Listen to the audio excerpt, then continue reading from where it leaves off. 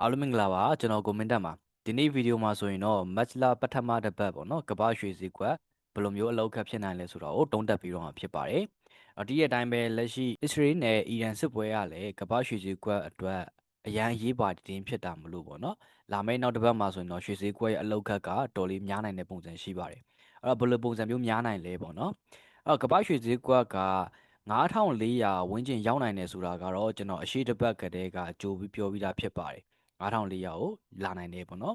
်လက်ရှိမှာဆိုရင်တော့အရှိတစ်ပတ်အပိတ်စီကတော့9400ထိတော့မရောက်တော့ဘူး9289ရောက်သွားတယ်ပြီးကြတော့ဒီရဲ့ပိတ်ရက်2ရက်မှာပေါ့နော်ဒီရဲ့US Israel နဲ့ Iran နဲ့စစ်ဖြစ်တဲ့ပုံစံမျိုးဒီနေ့ထွက်လာတယ်ပေါ့နော်ဒါကြောင့်မို့ကျွန်တော်ရွှေဈေးကွက်ကတော့နောက်တစ်ပတ်မှာဖွင့်မယ်ဆိုရင်တော့အဟာနဲ့ဖွင့်နိုင်တယ်ဗျအဟာနဲ့ဖွင့်နိုင်တယ်ပေါ့နော်အဟာနဲ့ဖွင့်တယ်ဆိုတာဘယ်လိုမျိုးလဲဆိုတော့အရှိတောက်ကြနေမှာပိတ်သွားတာက9289မှာပိတ်သွားတယ်ဒါပေမဲ့ဖွင့်တဲ့အခါကျရင်သူ့ထက်မြင့်ပြီးတော့ဖွင့်တာပြောတာဖြစ်ပါတယ်ဒီမျိုးပုံစံမျိုးကိုကျွန်တော်တို့ဘယ်မှာကြုံဘူးလဲဆိုတော့အရှိလတွေတုန်းကပေါ့နော်မမှန်ရဆိုကျွန်တော်တို့အရှိလဇန်နဝါရီ3ရက်ကဖြစ်လိမ့်မယ်အဲ့တော့ဆိုကျွန်တော်တို့ကဗင်နီဇွဲလားသမ္မတကိုအမေရိကန်ကတွားပြီးဝင်ဖမ်းဘူးတယ်ပေါ့နော်ဖမ်းတဲ့ case မှာဆိုရင်လည်းအဲ့လိုပဲပိတ်ရက်မှာဖမ်းသွားတယ်ပေါ့နော်နောက်နေ့ဈေးကွက်ဖွင့်တဲ့အခါကျတော့အဟာနဲ့ဖွင့်သွားတယ်အဲ့တော့ဆိုကျွန်တော်တို့က4328မှာပိတ်တယ်ပြန်ဖွင့်တော့ကျွန်တော်တို့က4350ပေါ့နော်တော်လေးဟပြီးဖွင့်သွားတယ်ဒီမျိုးအဟမျိုးကိုလည်းကျွန်တော်ကပြန်ပြီးတော့မနေ့ဖြန်အဖွင့်မျိုးမှာကျွန်တော်မြင်ရနိုင်တယ်ဘယ်လောက်ထိဟနိုင်လဲဆိုတော့ကျွန်တော်အမြင်ကတော့မဟဘူးဆိုရင်တော့ဒေါ်လာ100လောက်တော့ဟနိုင်တယ်ပေါ့နော်နောက်တစ်ပတ်ဖွင့်လာခဲ့မယ်ဆိုရင်ကျွန်တော်9350 9360ဒီဝန်းကျင်လောက်မှာကျွန်တော်ဟပြီးဖွင့်မယ်လို့တော့ကျွန်တော်ထင်တယ်။ဘာကြောင့်လဲဆိုတော့လက်ရှိဖြစ်တဲ့အရှိအလယ်ပိုင်းကပေါ့နော်ကမ္ဘာစီးပွားရေးအတွက်အရန်ရေးပါတဲ့နေရာဖြစ်ပါတယ်ကမ္ဘာစီးပွားရေးအသက်ရှူပေါရှိတဲ့နေရာဖြစ်တယ်ပေါ့နော်ဒီအပိုင်းနဲ့ပတ်သက်ပြီးတော့မှကျွန်တော်နောက်တစ်ပတ်ကမ္ဘာရွှေစီဘယ်လိုပုံစံမျိုးဖြစ်နိုင်လဲဘယ်လောက်ထိတက်နိုင်လဲဆိုတော့ကိုကျွန်တော်အသေးစိတ်ရှင်းပြမှာဖြစ်တဲ့အခါကျတော့ပေါ့နော်ဒီအရှိလယ်ပိုင်းမြေပုံနဲ့ကျွန်တော်ကြည့်ရအောင်လက်ရှိမှာဆိုကျွန်တော်တို့ကအရှိလယ်ပိုင်းမှာအရေးကြီးတာကကျွန်တော်ဒီရဲ့အီရန်နဲ့ဆော်ဒီအာရေးဗီးယားကြားမှာရှိတယ်ပေါ့နော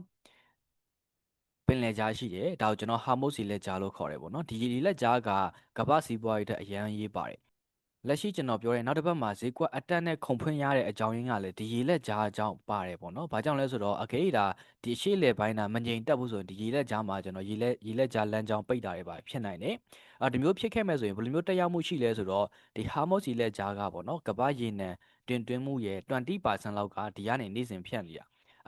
ဒီရေလက်ကြားပိတ်သွားမယ်ဆိုကျွန်တော်ကရေနံဈေးတွေပြတ်တောက်ပြီးတော့မှကျွန်တော်ကကုန်စည်နှုန်းတွေကြီးတာတွေဖြစ်လာနိုင်တယ် inflation တွေဖြစ်နိုင်တယ်ပေါ့နော်ဒါကြောင့်မို့ကျွန်တော်တို့ကရင်းနှီးမြှုပ်နှံသူတွေကဒီမျိုးဖြစ်မှာတို့ရမ်းကြောက်တယ်ဒါကြောင့်မို့ကျွန်တော်ရွှေဈေးကိုကျွန်တော်ဝယ်ပြီးတော့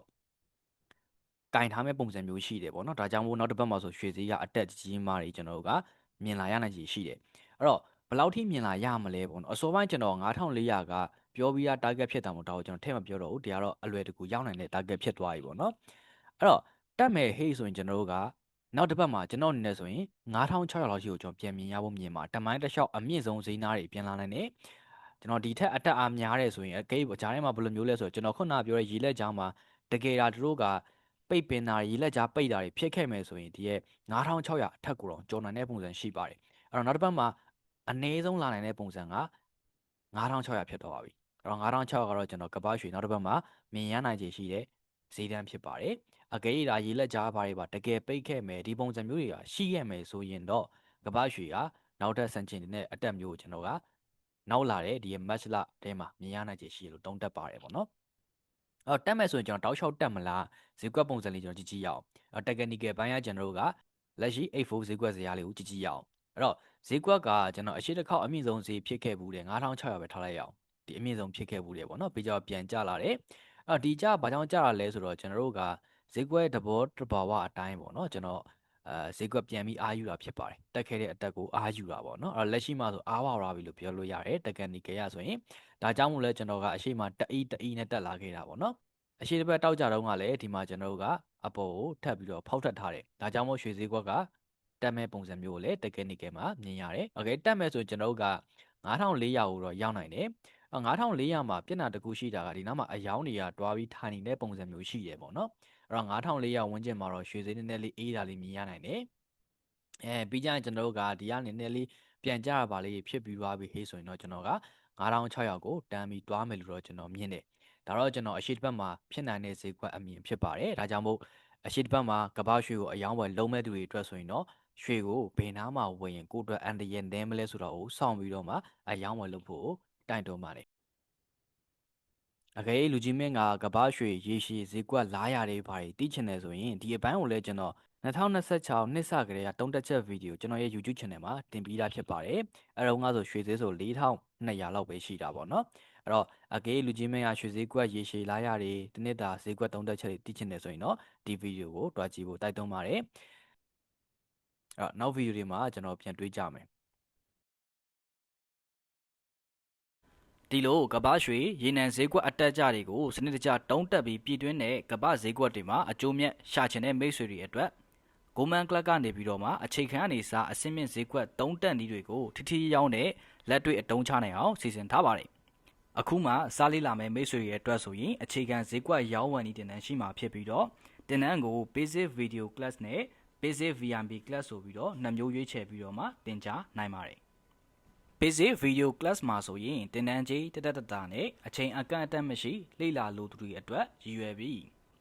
Basic VIP Class မှာဆိုရင်တော့ဆရာမတွေနဲ့ဓာတ်ရိုက်ဘိုင်ဝမ်တင်ကြားဆွေးနွေးလိုသူတွေအတွက်ရည်ရွယ်ထားတာဖြစ်ပါတယ်။အဲ့လိုပဲအစင်းမြင့်တင်တန်းမှာဆိုရင်လည်းကမ္ဘာရွှေနဲ့ရေတန်းအစင်းမြင့်ဈေးကွက်တုံးတက်နည်းတင်တန်းရှိမှာဖြစ်ပြီးတော့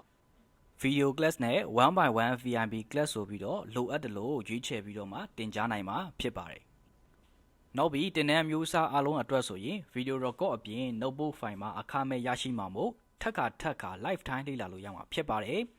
တင်တန်းမှာနားမလည်တာတွေကိုလည်းအတွေ့အကြုံရှိဆရာမတွေနဲ့အနီးကပ်ဓာတ်ရိုက်ဆွေးနွေးနိုင်မှာဖြစ်ပြီးတော့လူရည်ကန့်တဲ့ချက်နဲ့တင်ကြားပေးမှာမလို့တင်တန်းစိတ်ဝင်စားတယ်ဆိုရင်အခုပဲဆက်သွယ်စုံစမ်းဖို့တိုက်တွန်းပါတယ်တင်တန်းစုံစမ်းမယ်ဆိုရင်တော့ဘေးက Telegram QR code လေးကို scan ဖတ်ပြီးမေးမြန်းနိုင်တယ်လို့ comment နဲ့ Facebook page ကနေလည်းအလွယ်တကူစုံစမ်းနိုင်ပါတယ်ရှားရတာအဆင်ပြေအောင်ဒီရဲ့ link တွေကိုဗီဒီယိုရဲ့အောက်မှာချထားပေးမှာဖြစ်ပါတယ်